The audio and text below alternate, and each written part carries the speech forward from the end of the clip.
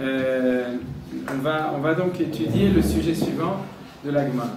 Alors ce qu'on va faire, c'est que, exceptionnellement, on va commencer par la Mishnah que je vous ai photocopiée qui s'appelle Sota. C'est-à-dire que la Mishnah, c'est le texte, vous voyez, qui est en hébreu ponctué en grand avec le commentaire de Kehati en dessous. Vous voyez, donc on commence par la Mishnah. S'il faut, on regardera dans la Gemara. Sinon, je vous citerai la Gemara Be'alpe, par oral, les différences entre le texte de la Gemara et la Mishnah. Quand la Gemara n'est pas ponctuée, ça nous permettra d'étudier, d'avoir un texte de base qui est plus facile. Et après ça, Bezrat Hashem, je verrai, disons qu'on a de matière à étudier pour 3 cours, Bezrat Hashem. C'est-à-dire, entre énormément de textes du Rav Kook, qu'on va étudier l'un après l'autre, on va avoir une vision générale des Chidushim de Rav Kook sur la question de la Chutzpah.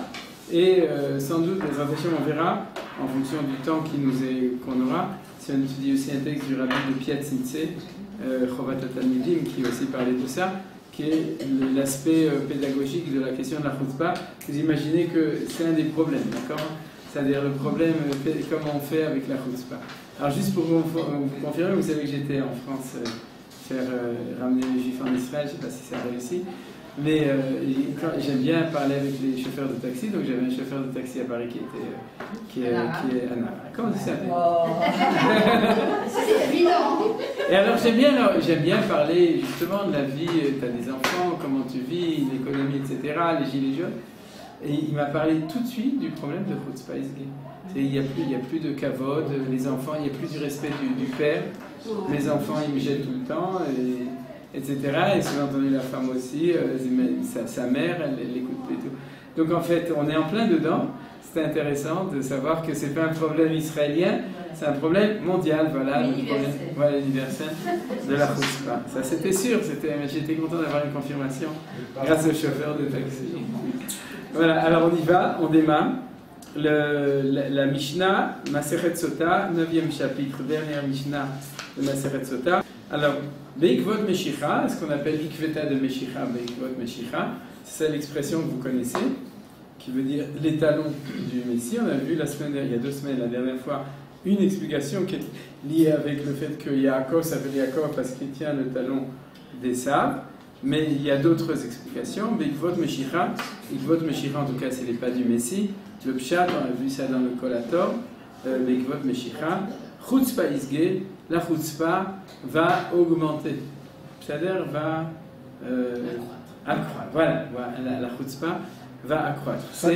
C'est un mot araméen, mais on le dit aussi en hébreu, Ke'erez Balvanon Isgé. Mais en hébreu, ça s'écrit avec un sin, en araméen, avec un samer, c'est toujours comme ça. Mais en tout cas, c'est ça, la Chutzpah Isgé. Ça va s'accroître. Quoi? Ah, nachon. Il est fait mieux. Sagi, c'est beaucoup. Ouais. Alors, donc ça, c'est la définition. Vivot Meshicha, Chutzpah Isgé, Veyoker Yamir. Le pshat, c'est que le coût de la vie va augmenter. Mais ceci dit, d'après la Gemara, c'est aussi Yoker, c'est d'après l'explication de Rachid dans la Gemara, c'est la Yudim Aïta, Ora, Vesimcha, Vesason, Vikar. Ikar, c'est Kavod. Donc il y a 2 explications. L'explication que d'ailleurs comment ça s'appelle, que le Kehati dit, Yoker Amichia Ya'ale Arbe. C'est-à-dire le coût de la vie va beaucoup augmenter, mais il y a une deuxième question, Yoker Yamir, les gens, ils n'arrêteront pas de se prendre pour la cuisse de Jupiter. C'est-à-dire Yoker, le Kavod va augmenter. Le kavod de chacun. Oui, où on va voir de chacun. Non, on va voir qui. De qui je laisse ouvert pas pour des raisons didactiques. Mais le kavod va yamir, bien entendu, ça va augmenter. Vous êtes d'accord? 2 explications. Agefen titen piria vayain beyoker. Donc la vigne donne ses fruits, et pourtant le vin, il est cher. D'accord? Alors, il y a une explication simple que Rachid dit, Sheakol ishtu leshicha, tout le monde va se saouler. D'accord? Les gens, ils sont tous saouls. Personne n'est pas saoul. Ouais. Mais quoi? C'est le Kehati en bas, vous l'avez. T'as dit Rachid. Quoi? T'as dit Rachid, c'est oui, pas Rachid, compatible. je suis désolé. Le Kehati aujourd'hui, Zahra. il y a Rashi sur la Mishnah, mais Rashi, parce que Rashi dans la Gemara dit la même chose. C'est-à-dire que c'est un problème la vérité, je vais avancer au rapport, mais il y a toujours eu, mais aujourd'hui il y a quand même les problèmes, les cigarettes, la drogue, le vin, etc. Je ne sais pas s'il y avait eu autant, c'est-à-dire dans la notion de Isgé, est-ce qu'aujourd'hui il y a plus de problèmes? Soir, on s'assoit avec pour boire. Oui, mais en France il y avait des bistrots partout, c'est-à-dire la culture de... Ça atteignait moins la jeunesse. Alors que maintenant, ça atteint beaucoup plus la jeunesse que les... Avant, on retrouvait au bar le matin en France, déjà le type qui avait poussé. Ouais, là c'est le bar mitzvah.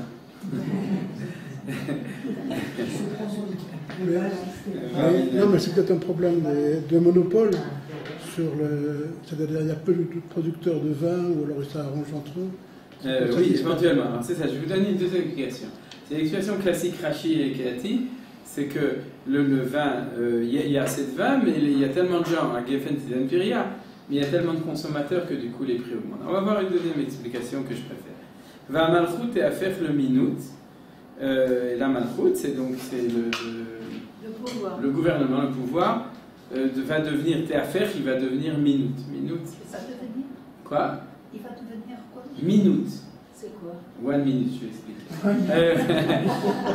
Minute, c'est en fait, c'est par religion. C'est-à-dire, c'est difficile de dire exactement. Par exemple, le christianisme, ça s'appelait aussi minute. C'est apostat, apikoires, etc. C'est pas un mot qui a une expression précise. Ça veut dire qu'il va être pas bien. Disons que les commentaires classiques disent que c'est qu'il va...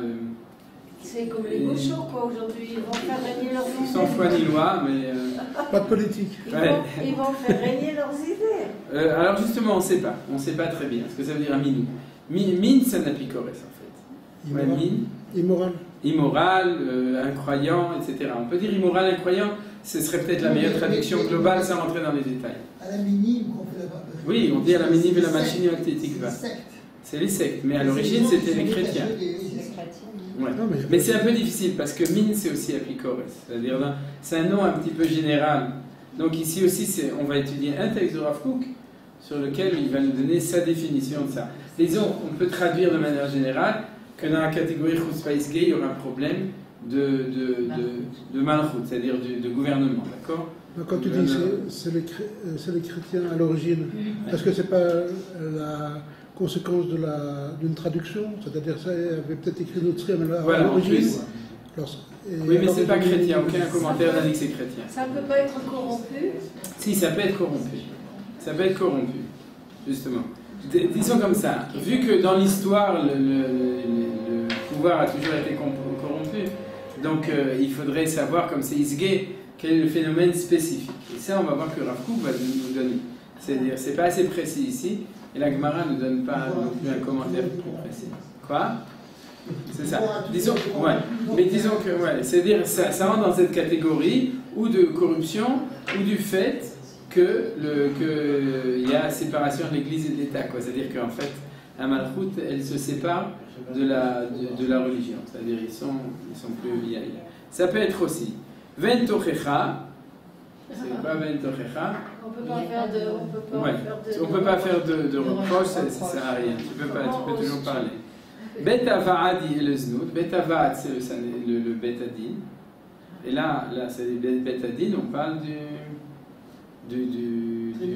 tribunal religieux, hein? On ne parle pas du Beth Mishpat. Ça n'a pas de rapport. Comment on nomme les juges Si, éventuellement. Quoi? Ah non, aucun rapport avec la réalité aujourd'hui. Beth Avad et le Znout. Znout, bien entendu, c'est un mot qui est très difficile. Rachid dit le fiche Yechlou Chachamim velo yeish lomet Torah ve'yabayit shomim. Alors, Keati, il dit. Quoi? Oui, c'est le plus simple de dire. C'est-à-dire que c'est corrompu de nouveau. Oui, Znout, c'est-à-dire qu'ils se vendent pour de l'argent. C'est-à-dire, Beth Avad. Mais Keati dit qu'il n'y aura plus de Chachamim. Ça correspond à ce qu'on a étudié il y a 2 semaines. Vous vous souvenez? C'est une crise de la Anaga Rouchanit. Comment on dit en français? De la Anaga Rouchanit. On va parler français. Plus personne ne parle français ici. Ouais, ça, vous avez compris, non? Il faut quand même traduire une crise de la manigoute, du leadership spirituel. Voilà. C'est-à-dire, va Galil Yechera, le Galil va être détruit, va Gavlan Ishom, et le Gavlan, ce qui est un autre endroit Ishom, il va être 100 personnes dedans. Et Kati dit qu'il y en a qui pensent que c'est le Golan, c'est-à-dire Galil Golan. Gavlan, il y en a qui disent que c'est le Golan, parce que c'est un endroit. Ve'anshi agvul yesovevu meir leir velo yachanenu. Fermez vos téléphones. Donc, les gens des frontières se promèneront de ville en ville, velo yachanenu, ils ne trouveront pas grâce. C'est-à-dire c'est le gauche. Ah oui, on peut dire, ouais, il n'y aura pas de rachamim. À un moment, elle a trouvé déjà une explication. C'est un tchakvoul, c'est les gens de Gush Katif qui vont être expulsés et qu'ils ne trouveront pas grâce aux yeux du gouvernement. Ça s'est passé comme ça. Mais ça l'est. Je vais vous donner une explication de Rav Yehuda. La vérité sur ce passage-là, il y a des choses qui sont un petit peu obscures. Hein. C'est-à-dire que le Galil qui est détruit et le Gavlan, on ne sait pas si c'est le Golan ou c'est autre chose. On pourrait dire la guerre de 73, mais bon, ça ne correspond pas à des choses qui sont forcément claires. On va de toute façon plus s'occuper, comme on avait fait avant, vous vous souvenez, quand on avait étudié les 6 années, la Chuta, on va plus s'occuper des principes que d'essayer de faire coller ça avec des événements précis de l'histoire pour dire que les Chachamim, ils savaient ce qui allait se passer. Yishom Shomem, désert.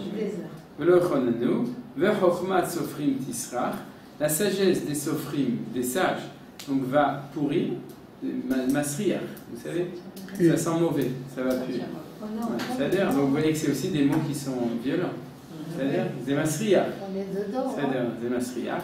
Donc, mais on parle, les sofrim, c'est les rabbanim. D'accord, des vrais sofrim. C'est-à-dire, donc la sagesse des. Mais en fait, c'est la sagesse qui. C'est pas les sofrim. C'est leur sagesse qui va moisir, qui va pourrir. C'est-à-dire. Et ça ressemble à ce qu'on avait appris dans le texte d'avant. C'est à celui de la Gemara, si vous vous souvenez bien. C'est pas ce qu'il dit qu'il y a Qu'est-ce qu'il dit lui? Ah, pardon. Tiens la bouse. Ah oui, d'accord. Il va dans l'autre sens. Et Rachid dit aussi comme ça. C'est-à-dire, Tisrach, c'est qu'ils seront méprisés par le public. C'est pas eux qui seront en odeur de sainteté. Voilà, ils ne seront pas en odeur de sainteté, exactement. C'est-à-dire, c'est les gens qui vont les mépriser. C'est pas qu'eux ne sont pas bien, c'est que personne ne s'intéresse à ça. L'Ireachet Imasu, ça aussi on peut le traduire dans les deux sens, c'est-à-dire les gens qui ont Irachet, Imasu, c'est-à-dire, et ça va mieux dans le sens de Rachid, Yun Imaasim à la brillante, c'est ça. Ils seront méprisés par les créatures. C'est-à-dire, ça on peut comprendre. C'est-à-dire à cause de la chutzpah. Maasim Iliot Irechet. Quoi? Maasim Iliot Irechet. Ils sont désespérés, alors ils ne veulent plus. Ah ouais, ça on peut dire, ça va ensemble en général. C'est pas à la mode, alors les gens ne veulent pas. Voilà, c'est ça. Voilà. Bon, mais ça c'est un signe assez clair de chutzpah, d'accord? Parce que ça, on peut le dire, c'est-à-dire dans un temps de chutzpah, on le voit aujourd'hui, c'est-à-dire c'est plus une valeur, c'est marketing, vends-toi, affirme-toi, présente-toi, ouais, montre-toi, etc. Mais iratraite, c'est les gens qui ont de la iratraite, qui ont peur de ne pas bien faire, qui ont la crainte, qui ne font pas n'importe quoi. C'est plus à la mode. Non. Hein? C'est-à-dire, C'est les frayeurs. Voilà, c'est ça. Les iratraite, c'est le frayeur. Ve'emet et la vérité va disparaître. C'est-à-dire, on est à la phase. Ve'emet et nederet, il n'y a plus de valeur, il n'y a plus de vérité. C'est-à-dire, ma bonne dame, il n'y a plus de justice, il n'y a plus de. C'est-à-dire, on continue. Chacun a sa vérité. Ça, c'est la Gemara, on va voir. Ne'arim pene zekenim yalbinu. Donc, ça ne s'arrange pas dans le texte. Pour ceux qui espéraient qu'après ça va s'arranger. On n'est pas au bout de nos peines. C'était pas la courte de ce que ouais, non. Narim, c'est-à-dire yalbinu, c'est faire honte, c'est faire blanchir. La malbin, c'est vexer. Oui, ils vont vexer, oui. Mais quand on dit malbin, c'est que tu fais tellement honte qu'il devient plein. Le sang sort. Vous avez marqué, c'est comme s'il était chauffeur de mille, etc. Donc, Neharim, les Zekenim Yalbin. Donc, c'est les jeunes qui vont faire honte aux vieux. Zekenim Yamdu Mi Penektanim. Et du coup, les anciens se mettront debout devant les Ktanim, parce qu'ils n'ont pas le choix. Parce qu'ils savent mieux s'occuper de l'ordinateur et compagnie. Ouais, éventuellement, oui. Mais aussi parce qu'ils leur font honte. Alors du coup, la Mishnah, elle cite un pasouk. Menabel Av de Micha, Bat Kama Beima, Kala Bahamota, Oivei Shanchebeto. Donc c'est pour vous encourager, vous étonnez pas de ce qui se passe. Menabel Av, le fils Menabel, c'est Pharaon, c'est même plus que Pharaon. Ouais. Insulter, on peut dire insulter son père. Il parle vulgairement. Quoi, ouais. Il lui parle vulgairement. La fille va se lever contre sa mère. La Kala, la belle-fille, Bahamota sur sa belle-mère. Oiveish, les ennemis d'un homme, c'est les gens de sa maison. Ouais, c'est guerre. C'est-à-dire, c'est Micha. Conclusion, Pnei Ador qui Pnei Akele. C'est connu, la face de la génération sont comme la face du chien. C'est-à-dire, pourquoi? Parce que le chien, c'est-à-dire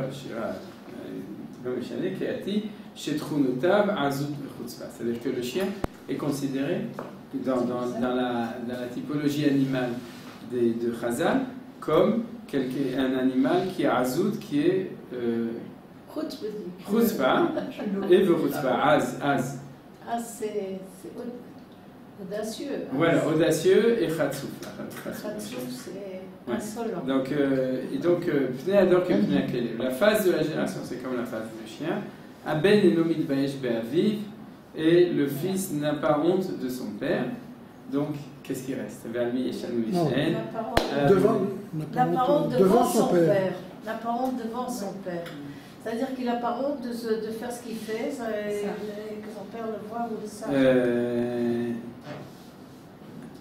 Oui, c'est le contraire, parce que s'il avait honte tout sentiment de honte et de derech va disparaître. C'est comme ça qu'Ati dit. Et donc, conclusion, Almi Yeshanu Leishaed, sur qui on peut s'appuyer, à la Vinu chez Bachamay.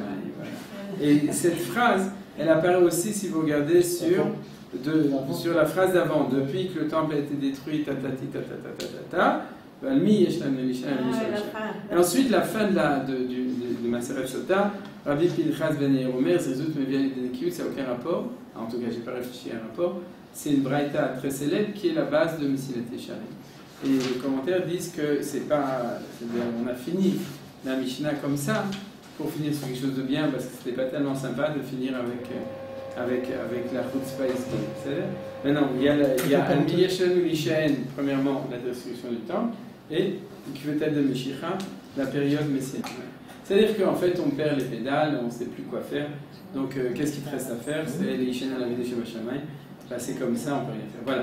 Donc, on peut arrêter le cours ici. Vous êtes tous heureux d'avoir. Alors, il faut faire quelque chose avec ça. On ne peut pas rester comme ça. D'accord. Donc, plusieurs remarques essentielles. D'accord. Jusqu'à là. Vous avez des questions avant que je continue? L'expression Avinu Bachamay n'est pas tellement fréquente, il me semble. On ne peut pas dire on le voit devant notre nez, on le voit devant nos yeux. Oui, on le voit. On voit tout, et c'est pas nouveau. Hein, parce que quand le Rabbi de Piatzitze parlait de ça, c'était en 1920-1930, et quand le Rav Kook a parlé de ça, c'était aussi dans les années 1910-1920. Donc c'était pas encore comme ça. Voilà, c'est Isgé. Isgé, c'est augmenté. En fait. Voilà, Isgé, c'est augmenté.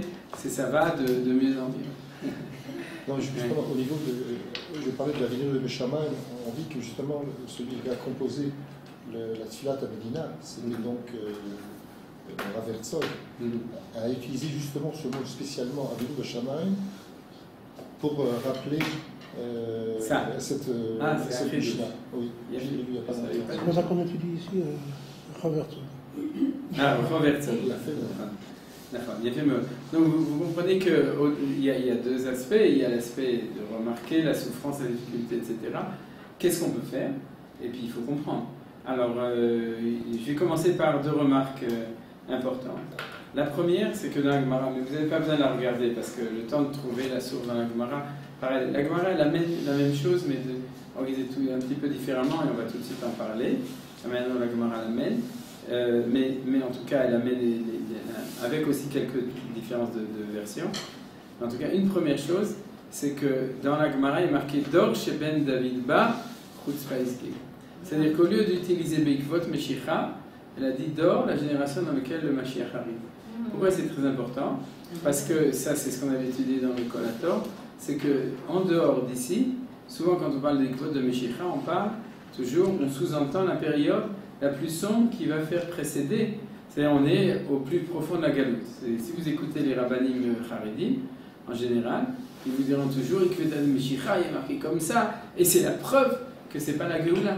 Vous comprenez? La preuve, c'est qu'on est dans la zut, que ça se passe comme ça, de cette manière-là.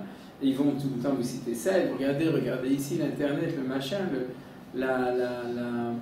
tous les problèmes de tout ce que vous voulez, c'est-à-dire.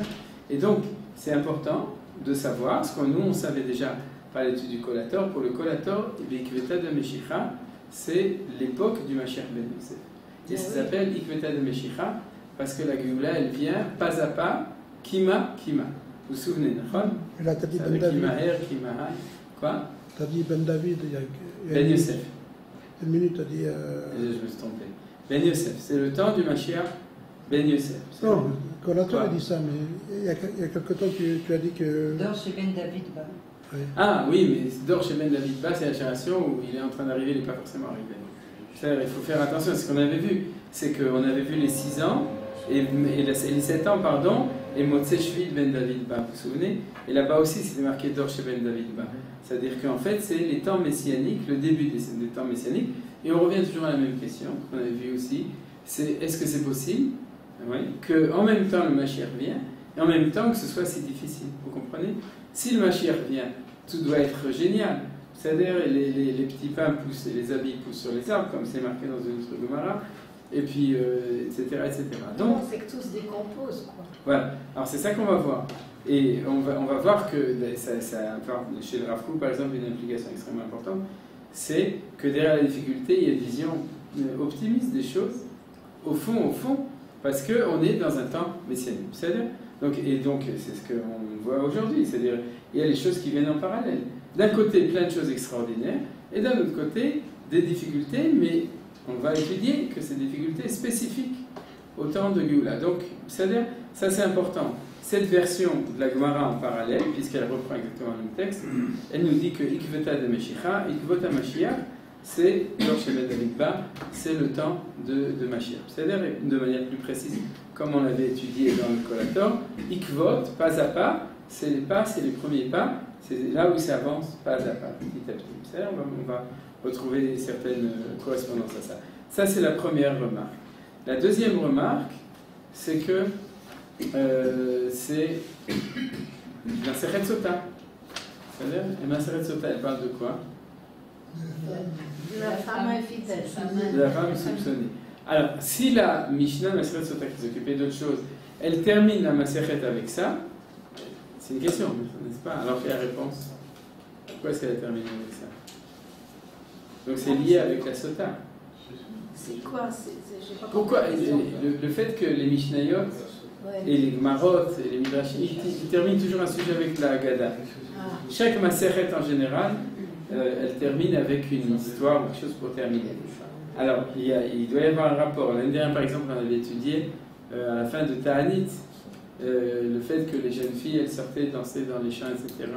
Vous vous souvenez, il doit y avoir une Tov d'Israël et tout. Alors, c'est pour finir bien, Ta'anit. La Sota, pourquoi est-ce qu'on finit avec cette Mishnah-là? Une femme Sota, c'est quoi? Supposé, voilà, vous êtes dans la vous avez raison. Mais le problème, c'est un problème de chutzpah. C'est-à-dire, en gros, mais une chutzpah, pas de. Disons, si elle était Sota, disons, vous êtes soupçonnée, vous avez raison. C'est chutzpah, pas de Kedusha, c'est-à-dire de Touma, on a vu ça déjà.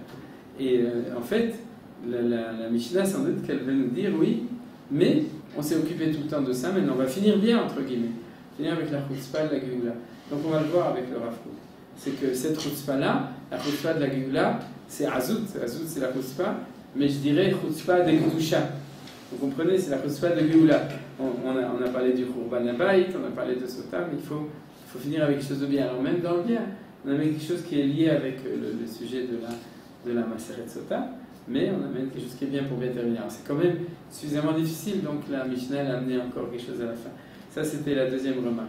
Alors maintenant, on va essayer de rentrer tout d'abord dans les questions de base. Alors vous pouvez aussi rajouter des questions.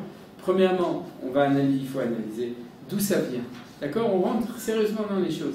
d'où ça vient que tout d'un coup, il y a de la chutzpah. C'est-à-dire, pourquoi au moment de la Géoula, d'Afka, c'est la chutzpah qui est le phénomène? On aurait pu imaginer n'importe quoi d'autre. On peut imaginer la violence. Bon, vous direz la chutzpah c'est de la violence, c'est pas la même chose. C'est-à-dire, la chutzpah, est-ce qu'on aurait pu imaginer au contraire, que tout le monde soit de plus en plus gentil, ou de plus en plus moussari? On aurait pu imaginer que le problème essentiel est un problème de religieux, comme il semble être. C'est-à-dire que depuis l'émancipation, le début du sionisme, etc., c'est un problème plutôt de sécularisation de la population. C'est le monde est de moins en moins a perdu les valeurs de religion. Est-ce que c'est ça le problème? Est-ce que les gens sont rouspaniques parce qu'ils ne sont pas religieux? Non. La preuve. C'est comme si tout se décomposait, quoi. Toutes les anciennes valeurs, les autorités, tout ça, qui étaient certainement déjà branlants, quoi. Et puis tout d'un coup, alors on met le doigt dans toutes les fentes et tout se décompose. Bien fait. Ça correspond à ce qu'on a vu avec le Maharal. C'est bien, c'est une bonne explication. Mais alors donc, c'est ça qu'il faut comprendre. Le fait qu'on le vit, par exemple, j'ai dit, dans tous les milieux, c'est quelque chose qui est absolument dans tous les milieux. Même à la limite, en Israël, au moins au niveau des enfants, même dans les écoles où les enfants ils sont religieux, il n'y a pas moins de problèmes de chutzpah, au contraire. C'est-à-dire que c'est un problème qui touche tout le monde, les Arabes, les Juifs, tout le monde, etc. On s'imagine que, par exemple, chez les chrétiens, BCBG, si on envoie au lycée Henri IV, on sera sauvé de ce genre de truc. Ça ne marche pas. Aujourd'hui, ça ne marche pas. C'est vrai, on peut dire c'est dû de nouveau. Le phénomène est tellement fort que tout le monde cherche une explication. Alors c'est quoi la permissivité, la délinquance, la démocratie, il n'y a plus de valeurs, il n'y a plus de lois. Vous connaissez toutes ces réponses. Nous, on est là pour donner la réponse à nous et aux nations, parce qu'on connaît les raisons de toutes ces choses-là. C'est comme chaque fois qu'on étudie des choses, les autres ne comprennent pas, parce qu'ils, par exemple, ils ne sont même pas au courant que c'est relié avec le fait que le peuple juif y reviendrait. Si on leur dit c'est ça, ils seront encore plus antisionistes, alors c'est dangereux.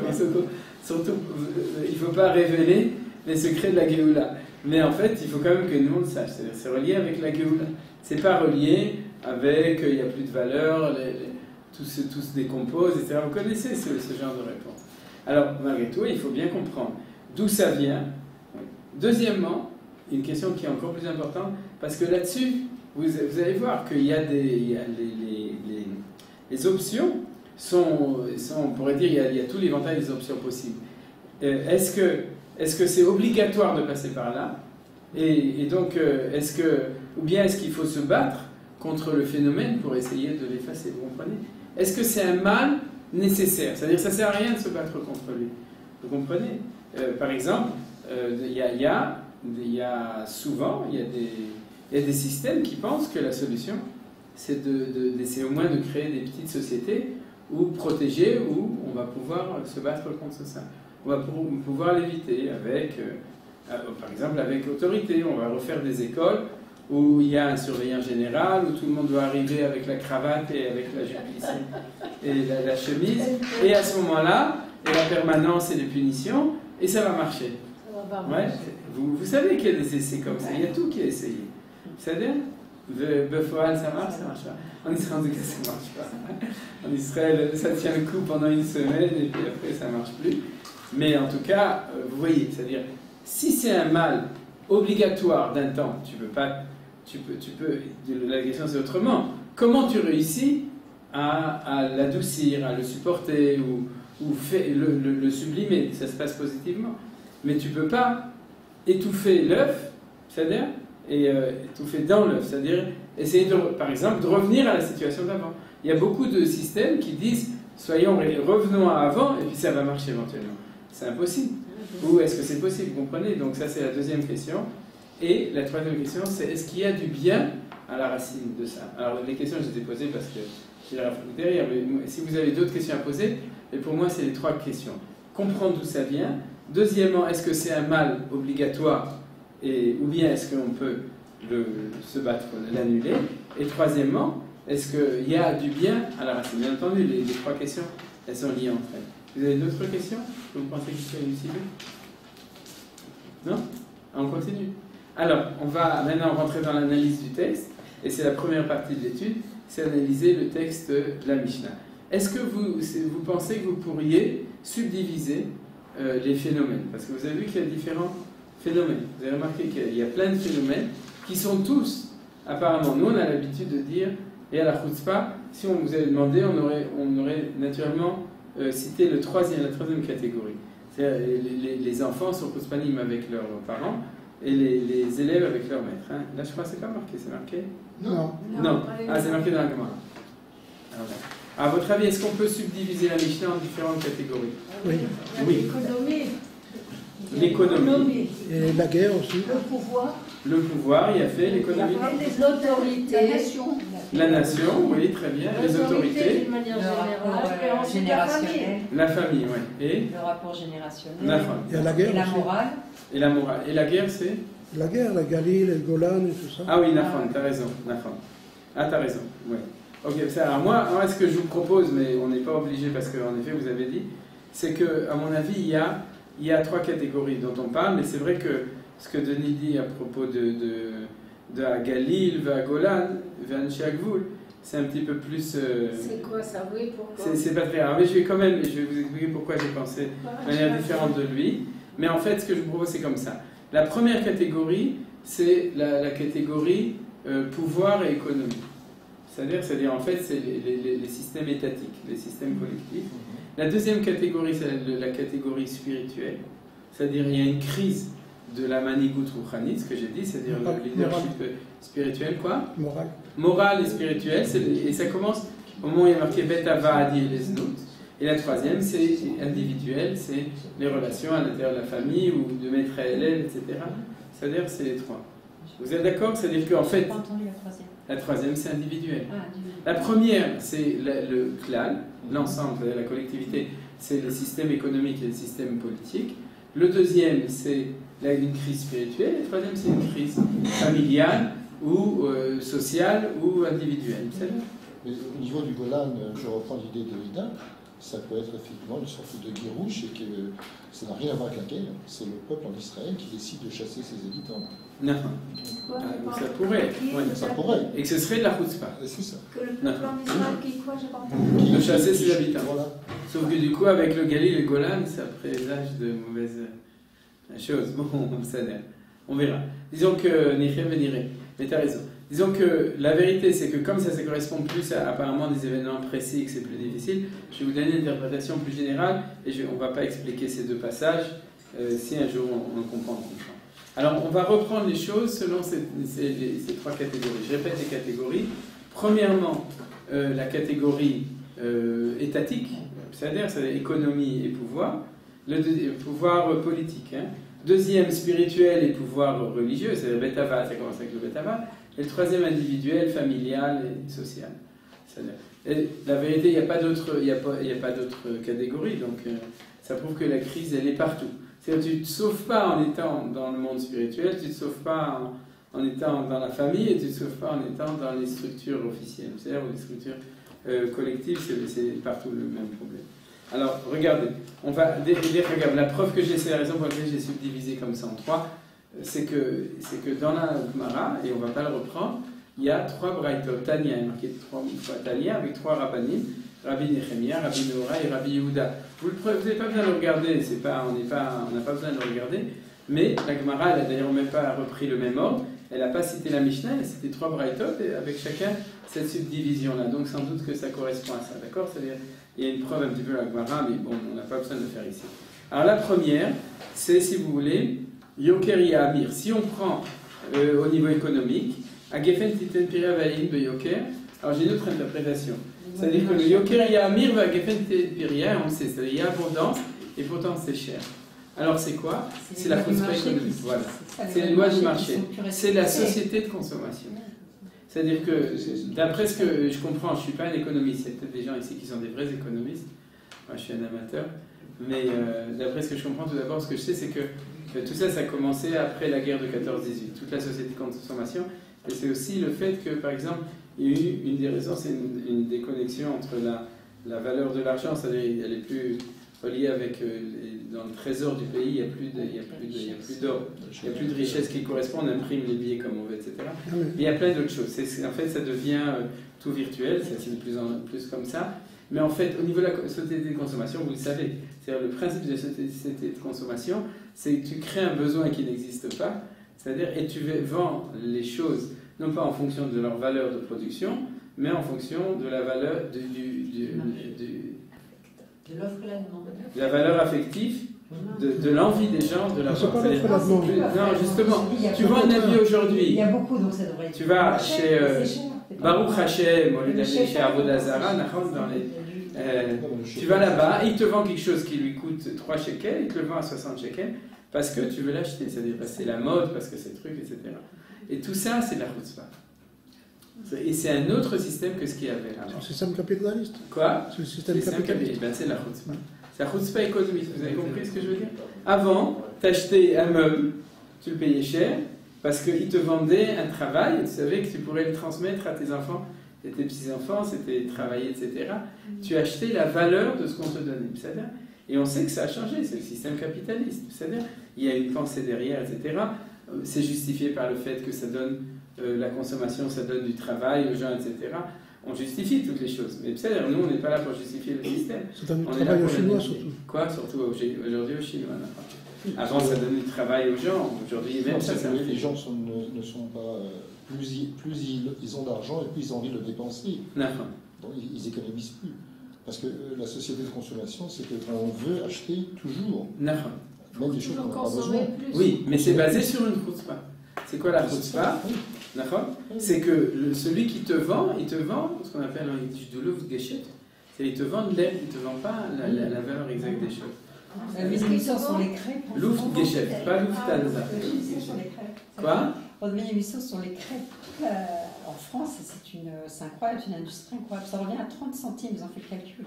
30 Oui. centimes la crêpe, ils la revendent à 2 euros. Et alors, quand tu prends un café, combien 10 fois ça plus. va Mais tout est comme 10 ça. fois plus. Tout est comme ça. Donc, c'est une conception économique, c'est une conception. D'accord. D'accord. Donc, c'est une conception donc, c'est la chutzpah économique. Vous comprenez? C'est-à-dire, c'est ça. Et où c'est marqué? Agefen titen piria vayen beyoker. Alors, de nouveau, c'est pas le vin spécialement sans explication, c'est de manière générale. La terre sera fertile, on a énormément, il y a tout ce qu'il faut, et pourtant c'est cher. Normalement, plus il y a, plus les prix baissent. D'accord?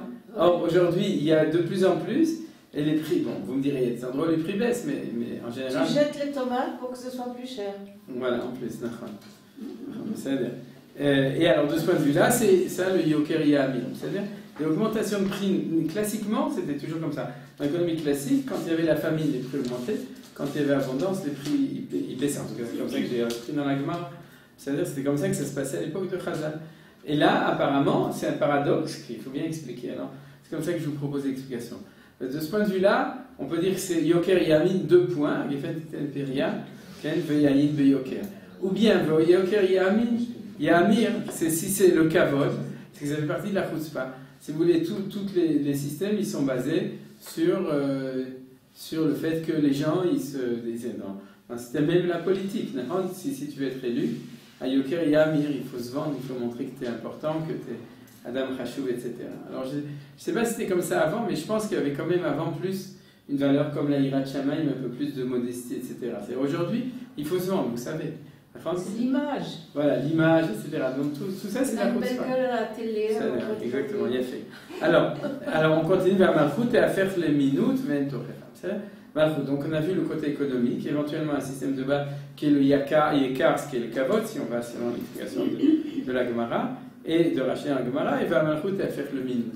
Alors Malchut et à faire le minute, on n'est pas rentré dans les détails, mais en tout cas, c'est une forme de chutzpah. C'est déjà le deuxième. Oui, non, parce qu'il y a l'économie et l'État. Non, c'est la même catégorie.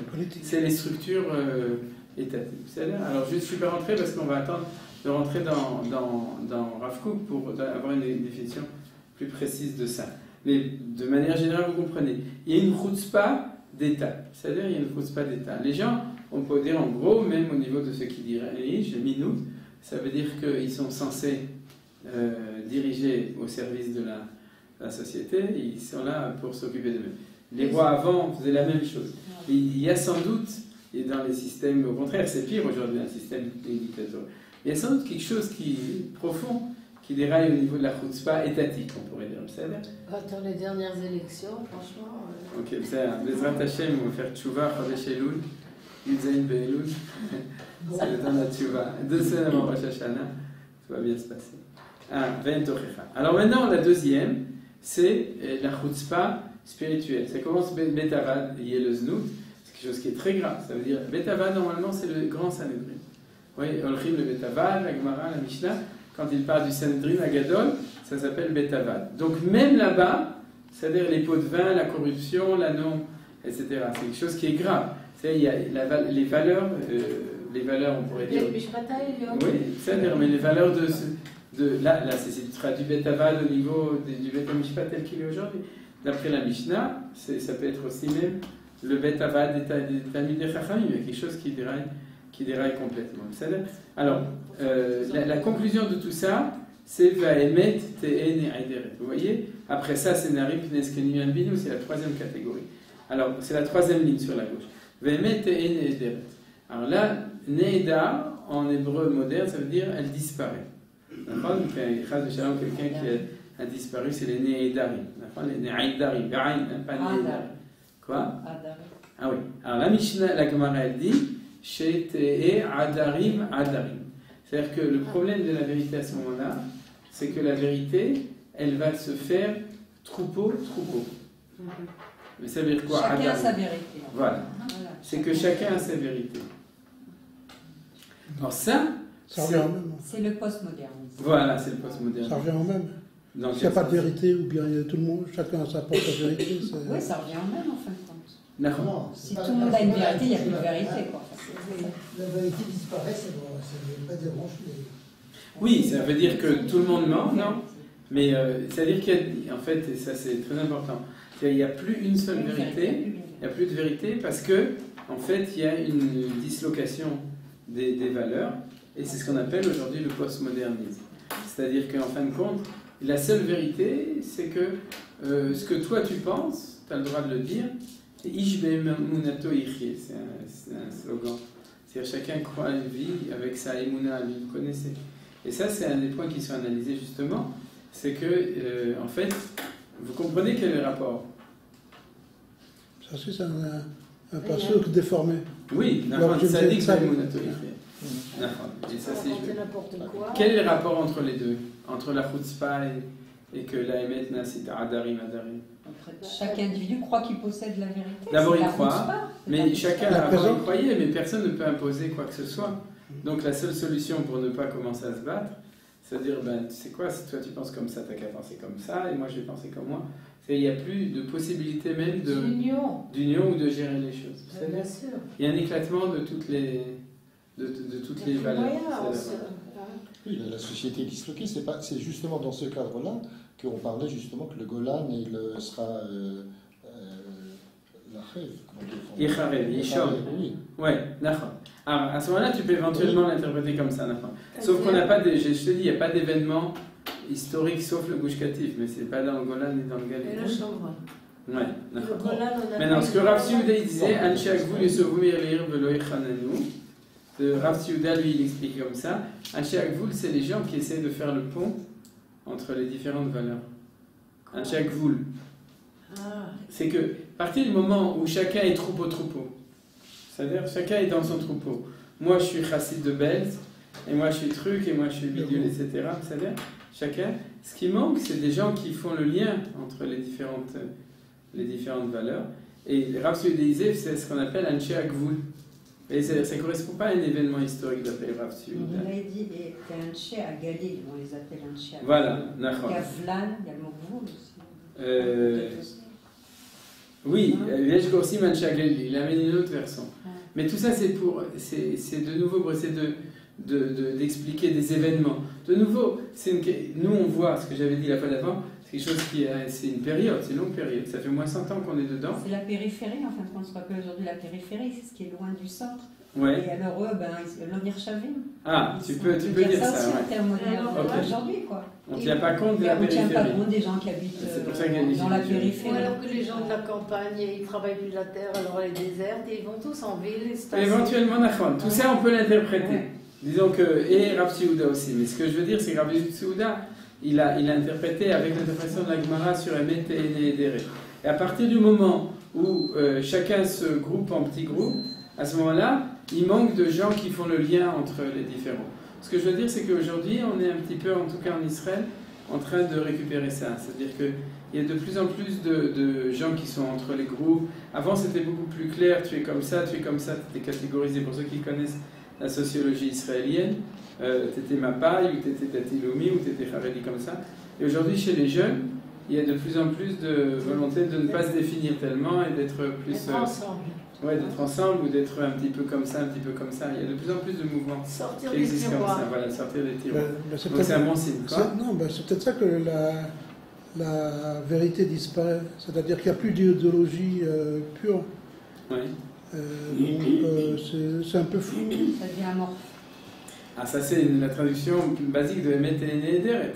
Il n'y a Non. plus de vérité. Non, c'est qu'il n'y a plus de... Il n'y a plus d'idéologie claire. C'est ça, Et c'est ce que tu as dit, c'est-à-dire alors maintenant il y a des gens qui sont un peu des deux. Ah, ouais, tu peux dire. Bon, Charles, mais c'est pas ce qui est marqué. Mais là-dedans, où est la chutzpah? Là-dedans, où est la chutzpah? Alors, d'après Rav Yehuda, la chutzpah, elle est dans la dernière définition. C'est-à-dire, si tout se disloque au niveau rouhani, c'est parce que les valeurs qui étaient absolues disparaissent et chacun, il fait ce qu'il veut. C'est-à-dire, chacun, en tout cas, il a son groupe, tu vois. C'est-à-dire, tu ne peux plus imposer une valeur claire. C'est-à-dire, c'est pas de la chutzpah. Ou disons, c'est de nouveau, c'est des résultats seconds d'un esprit de chutzpah global. C'est-à-dire, s'il y a un rouar de chutzpah qui est dans le monde, et on a dit, c'est dans le monde partout, alors ça apparaît partout. Ça va apparaître partout. Je dirais que la démocratie, c'est un des phénomènes de la chutzpah qui est considéré comme positif. Pourquoi? Pourquoi ça apparaît chez les Chachamim? Quoi? Pourquoi ça apparaît chez les Chachamim, Dafka? Quoi? C'est chutzpah. Ça apparaît pas chez les Chachamim. Où tu vois? On les méprise. Non, Chokhmat Sofrim Tisrar, tu veux dire ça? Oui, on peut comprendre comme ça aussi. On peut comprendre comme ça ou comme ça. Oui. C'est-à-dire que où c'est l'ancienne, c'est ce que disait Les Chachamim, l'Oma Minim aussi, c'est la c'est l'ancienne Chokhmat, c'est ce que va dire le Rav Kook. Oui. Elle se décompose. C'est la chutzpah, c'est pas ça. La chutzpah, c'est que les forces vives, en fait, sont en train de détruire les anciens systèmes. C'est ce que va dire. Oui, bien sûr. C'est-à-dire, c'est une espèce de chutzpah qui est en fin de compte l'exigence. On va le voir dans la Rav Kook. Une exigence de quelque chose de nouveau et qui va faire qu'on va d'une chutzpah, mais seulement on jette le bébé avec les dents. C'est-à-dire qu'en même temps, alors il massou, c'est-à-dire les irechet, il massou. Ça va bien. C'est une chutzpah positive à ce moment. Ah, ben c'est ce qu'on va avancer. C'est-à-dire qu'on a lu tout ça en disant que c'est négatif, mais c'est le Rav Kook qui va nous amener avec le fait que la lame de fond, c'est une lame extrêmement positive. Mais il faut rentrer dans les détails. C'est-à-dire, Ouais, c'est comme alors, une maison, elle se détruit, elle tombe et tu dois la démolir pour construire quelque chose. voilà, Badiuk. Alors c'est ça. Tamar, C'est-à-dire- Ouais. La chenille qui se transforme en papillon. Ouais, d'accord. Et alors, de ce point de vue-là, la démocratie, c'est interprété comme le fait, tout d'abord, Emet Nehederet, c'est-à-dire que tu as plus la force d'imposer quelque chose, c'est-à-dire un système ancien. Remarquez quand même, bon, chez les juifs de Ashkenazim, il faut remonter un peu plus en arrière, chez les juifs Sfaradim, c'est ce que disait mon chauffeur de taxi, il y a une mémoire claire que d'un côté, il y avait aussi le roi du Maroc qui décidait, etc. Et puis le grand-père ou le père qui décidait, c'est le système patriarcal, etc. Et le rabbin qui décidait, vous voyez comment est-ce que les rabbinim classiques Sfaradim ont encore gardé cette tradition, c'est-à-dire de moins en moins, mais il avait... Et puis la tolérance, la gentillesse, etc., tous ces trucs-là, c'est parce que tu ne peux plus rien imposer. Donc, il y a aussi démocratie, il y a aussi Emet Nehederet, chacun est dans son coin, etc. C'est toutes des analyses d'un phénomène de fond qui reçoit énormément d'apparitions. D'accord, vous comprenez? Et c'est pour ça que c'est comme ça qu'on peut comprendre cette notion de Emet Nehederet. Rav Kook qui va finir par dire qu'il y a aussi des bons côtés à tout ça, c'est-à-dire qu'on est en train de reconstruire quelque chose de nouveau. Mais en tout cas, a priori, quand on le voit, c'est un système difficile, c'est un système qui est en crise. C'est-à-dire, parce que les anciennes valeurs ont failli, on a vu avec les deux guerres mondiales, toutes les Depuis valeurs, Auschwitz, il y a les plus de valeurs, Rodanim, l'Union soviétique et le nazisme, le fascisme. Les jeunes, après avoir vu tout ça, ils se disent qu'est-ce qui reste? Je veux dire, on a tout essayé, mais toute l'humanité, comment tu toute l'humanité, après la Shoah, Même côté aujourd'hui, alors en quoi ils croient? On encore quelque chose. Justement, c'est une crise de... Il y a une crise profonde, bien sûr. Mais alors, aujourd'hui, par exemple, ils croient dans le système capitaliste. Non, mais ils croient dans l'écologie, dans des... Voilà. Ils s'inventent des choses, parce que le socialisme, le nationalisme... Aujourd'hui, c'est le Shivayon. En Europe, c'est le bio et le bio et la bia. Et le climat. Voilà. La bia, il n'y a plus. Non, bia dans le sens permissivité sexuelle totale, etc. C'est pour ça qu'il y a écrit le pluralisme, l'humanisme, l'égalité. C'est pour ça qu'il y a écrit Aruspa is gay. Ah, is gay. Aruspa is gay. Gay, c'est. Vous avez compris, les défilés. Enfin, il faudrait plutôt refiler plutôt que défiler. Et donc, il a fait. C'est-à-dire qu'il y a tout ça, c'est enregistré, c'est pas grave, c'est ça. Mais il va couper tout à l'heure. Parce qu'il fait la censure. Ouais, après il va nous censurer. Top. Alors donc, il faut bien comprendre que c'est comme ça, c'est-à-dire qu'on a des phénomènes. Alors si on résume, la troisième partie, elle est comprise. C'est-à-dire, c'est la chutzpah individuelle. Mais ça provient de quelque chose, c'est-à-dire il y a un malaise intérieur des jeunes qui crient sur les maîtres, qui crient sur les parents, sur le père, sur la mère, etc. Ça vient de quelque chose. C'est-à-dire, on ne peut pas l'expliquer, justement, on ne peut pas l'expliquer de manière... Si ça vient du fait que l'enfant il a accès à tout en appuyant sur un bouton, il n'a plus besoin de son père. Oui, mais disons comme ça, c'est pas comme ça que Rav qui veut expliquer. Non, mais enfin, il y a ça. Alors, il y a des gens qui veulent expliquer comme ça. Mais dans les années 20 ou 30, c'était déjà comme ça, peut-être. Il y avait l'électricité, les anciens avaient l'habitude de coudre à la main, et toi tu cousais à la machine, etc. Peut-être.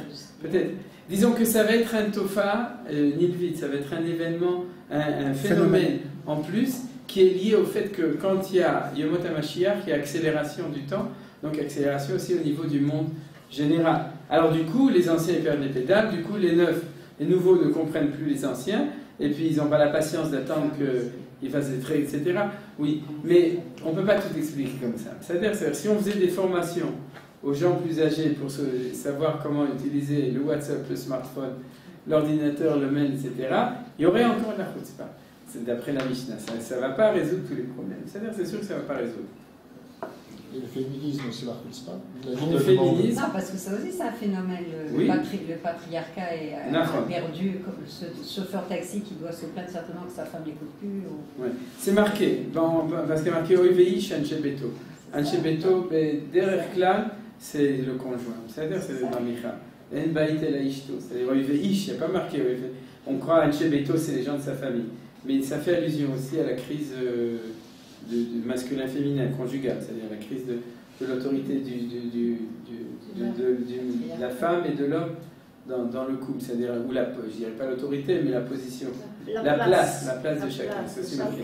Donc, tout ça, c'est-à-dire, on est d'accord, si on résume tout ça, on a vu qu'il y a trois catégories, donc, mais quand il y a tellement de catégories, c'est que c'est quelque chose d'une lame de fond, c'est-à-dire quelque chose qui est très profond, qui fait que ça se réveille partout. Vous avez compris, c'est comme une maladie.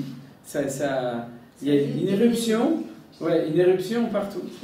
D'ailleurs, la Gemara, elle dit, elle amène à Malchut et à faire le minut. Elle dit, et quel le siman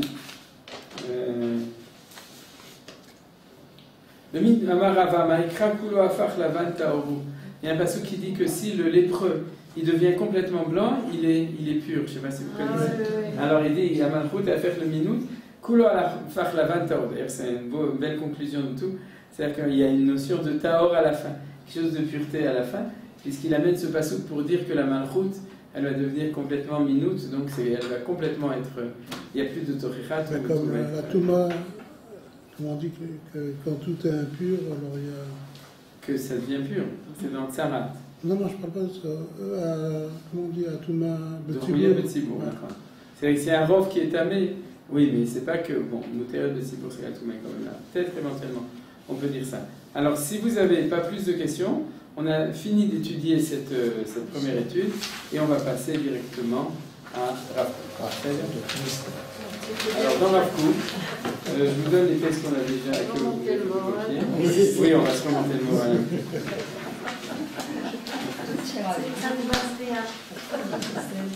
Alors, qu'est-ce qu'on prend là? C'est la page 30. Qu'est-ce que tu ramènes là?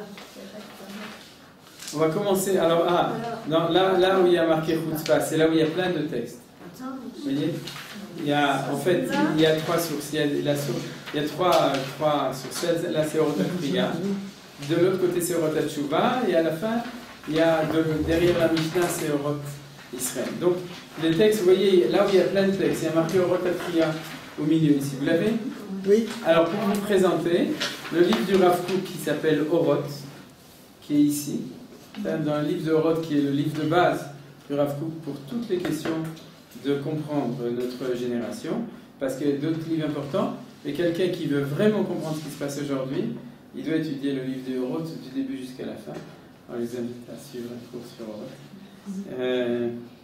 Le livre de Orot, il se divise en différents livres, textes que le Rav Kook avait écrits et qui ont été mis en fin de compte, déjà, je me souviens plus, c'est une partie déjà avec le Rav Kook, en tout cas, de son fils, Rav Sulay du Nazir, qui ont été mis ensemble comme livre de base, c'est-à-dire que c'est le livre de chevet du juif religieux sioniste, c'est le livre de Orot. Alors dedans, il y a Orot Israël, il y a Orot HaMilchama, je crois que j'ai oublié un. Eretz Israël. Au début, il y a Eretz Israël. Ah bah oui. C'est ton site, c'est Orot? Oui. Donc, si vous voulez en français, vous entrez dans le site de Menachem. Il y a Mamarador. Il y a Mamarador. Ah oui, donc c'est essentiel.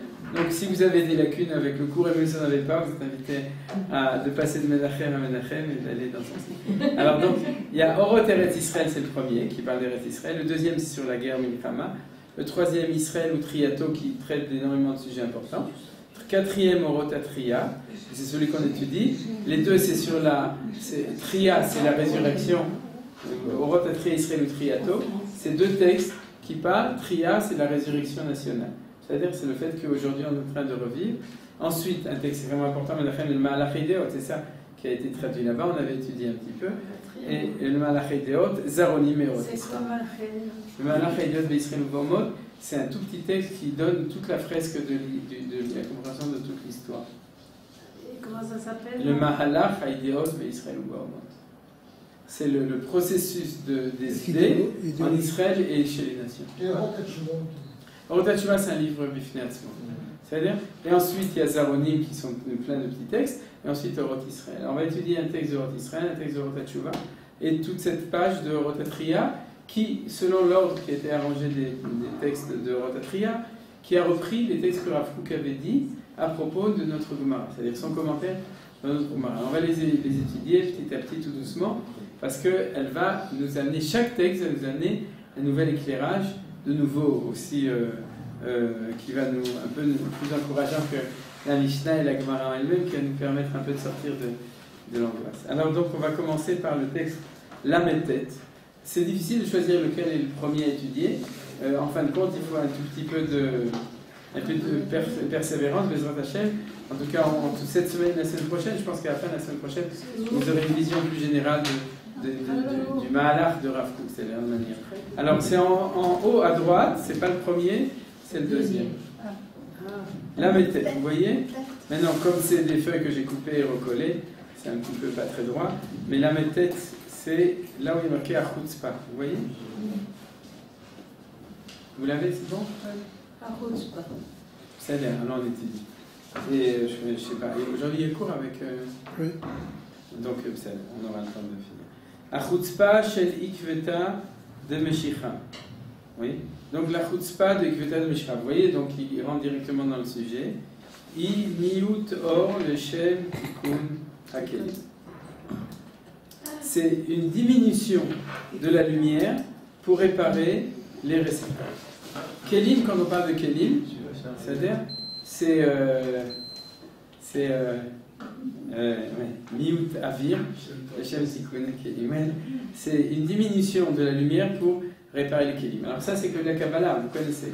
C'est-à-dire, dans la Kabbalah, c'est tout rose de kelim. Le corps, c'est un cli de la Neshama. Le Nefesh, c'est un cli du Ruach. Le Ruach, c'est un cli de la Neshama. Eretz Israël, c'est le cli de l'Am Israël. L'Am Israël, c'est le cli de la Neshama d'Am Israël, etc. C'est comme les poupées russes.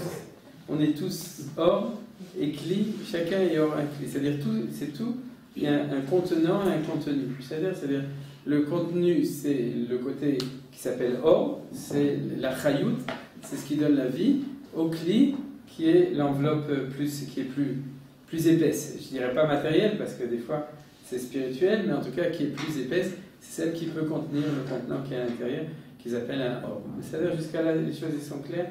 Alors donc, d'où vient la chutzpah? C'est qu'il faut enlever de la lumière pour réparer les kélim. C'est-à-dire que les kélim, ils ne sont pas en bon état. Et comme les kélim, ils ne sont pas en bon état, il faut s'en occuper. Et du coup, il y a moins de lumière à l'intérieur. Et c'est ça la chutzpah. On va encore un petit peu continuer. Après, je vais vous traduire en hébreu. Veina doma klal. Pas besoin de traduire en hébreu. Quoi? Traduire en français? Oui, c'est-à-dire, mais un Israélien ne comprend pas plus qu'un Français, c'est ça que je veux dire en rigolant. C'est la Torah. Ve'ena doma klal lemeraot shel avarianut acherim shem hayu lekutot gmurot bederech harissa.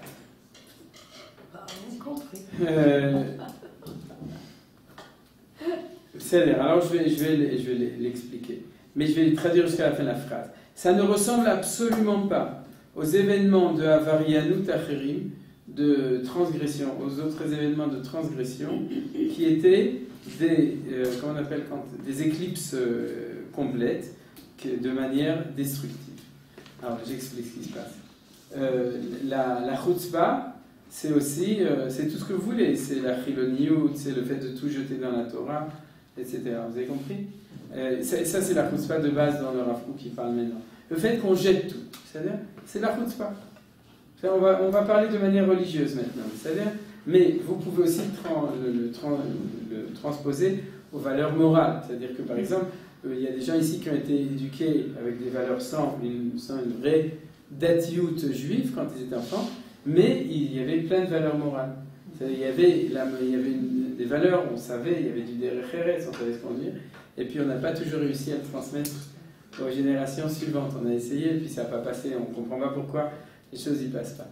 Mais le Rav Kook qui parle de valeur, du fait qu'à un certain moment, on jette tout. C'est-à-dire on jette les valeurs morales, mais on jette aussi les valeurs de Torah, de religion, et dans les autres nations, etc. aussi. Mais nous, pour l'instant, on s'occupe de nous. Pour l'instant, on s'occupe. Après ça, Rav Kook qui va parler aussi des autres nations, mais on s'occupe de nous, du peuple juif. Les jeunes chalutzim de la Shomer Hatzaïr, ils venaient de familles dont le père c'était un rav. Ils ont tout jeté, ils mangeaient du chazir à Yom Kippour dans les kibbutzim. C'est-à-dire, ils ont tout jeté. C'est-à-dire, alors, le Rav Kook dit d'où ça vient. Alors, il dit qu'en fin de compte, première chose, tu ne peux absolument pas le comparer au fait que de tout temps, tu avais toujours des voyous. C'est-à-dire, tu avais des gens qui étaient là, des voyous, des délinquants, de la mafia, des gens qui sortaient de la communauté et qui faisaient n'importe quoi. C'est-à-dire, et des fois, il y en avait beaucoup. Des fois, il y en avait même énormément. À l'époque de la destruction du temple, il y avait plein de problèmes, etc. Donc, et même avant et même après, il suffit de lire les textes de Chazal pour savoir que c'est un problème permanent. Et Caïn et Evel, ça a commencé déjà depuis le début. Donc, il y avait. Mais dit, Rav Kook, fais attention, ne compare pas. Ne compare pas les phénomènes d'aujourd'hui avec les phénomènes qu'il y a eu dans toute l'histoire. C'est-à-dire, ne regarde pas ces gens comme des délinquants, ou comme des renégats, ou comme des apicorsim, etc. C'est-à-dire, ne regarde pas ce qu'ils font de cette manière-là, parce que c'est autre chose. C'est autre chose qui est en train de se passer. Alors, on va reprendre. La lumière, c'est la spiritualité. Les kélim, c'est les gens. C'est les gens. Ah oui, mais Rav Kook dit autre part, c'est la matérialité. C'est la matérialité. Alors on va utiliser cette expression parce qu'il a donné dans un autre texte et ça permet de mieux comprendre les choses. C'est-à-dire, quand on revient en Eretz Israël, oui, il faut s'occuper de reconstruire le pays. Bien sûr. Il faut de reconstruire tout. Et comme on doit s'occuper de ça, on n'est pas disponible pour s'occuper de choses spirituelles. Donc on jette tout. Et ça, c'est comme ça que ça s'appelle la chutzpah, vous comprenez? Alors, qu'est-ce qu'il est en train de dire? Que c'est bien ou que c'est pas bien? C'est bien. C'est bien. C'est bien dans le fond. Dans ce contexte. Et c'est pour ça qu'il dit, ne le compare pas. Combien de fois j'ai entendu les rabbanim charedim qui ramenaient tout à ce qu'il y avait avant? Oui, les jeunes aujourd'hui, c'est à cause de l'internet, c'est à cause des trucs, c'est à cause de bidules, c'est à cause de machin, c'est à cause de l'influence de... Et on pourra le dire tout le temps, ces trucs-là. et ils jettent tout et on leur donne et ça ne marche pas, etc. Et c'est à cause de ça, à cause de ça, à cause de ça. Alors on nous dit Rav Kook, c'est pas à cause de ça, c'est pas à cause de ça, c'est à cause du processus messianique, c'est parce qu'on est en train de reconstruire le pays. Alors est-ce que c'est agréable à supporter? Pas plus agréable, ça change rien. C'est-à-dire, mais il faut savoir quelle est la source des choses. Donc c'est pas la peine de se battre contre des moulins à vent. C'est pas la peine de se battre contre... On peut essayer d'empêcher, de corriger. On n'est pas obligé de dire vas-y, continue, fais ce que tu veux. Non. Mais il faut comprendre qu'il y a un rouard très profond des choses. Alors c'est ça ce qu'il dit. C'est Niyut Or, le chef Tikkun HaKelim. C'est-à-dire qu'il faut, quand on doit s'occuper des Kelim, c'est ça qui sous-entend, il faut Niyut Or. C'est-à-dire pour renverser les Kelim. Quoi? De spiritualité. Voilà, d'accord. Alors on va continuer dans le texte. Cependant, il faut savoir que dans ce machané des Baalei HaChutzpah, donc ceux qui sont des Chutzpanim, Gam Zikim Shem Uchachim Lidech Legamre, il y a des étincelles qui sont obligées de disparaître complètement, de s'éteindre complètement. Ça veut dire que vous avez vu ce qui s'est passé avec les Gilets jaunes, c'est un exemple de Chutzpah, c'est-à-dire ça a été récupéré par des extrémistes, par toutes sortes de mouvements extrémistes qui avaient envie de détruire ou je sais pas, etc. C'est-à-dire que quand il y a un mouvement qui est bien, il y a aussi toujours des scories, il y a toujours des choses qu'il faut vraiment complètement combattre, parce que c'est vraiment comme avant. C'est vraiment des gens qui sont complètement, qui sont néfastes complètement. Je continue parce que c'est le même texte, c'est-à-dire en dessous du mot rotatria, il y a marqué la deuxième ligne, Vedei Chazo.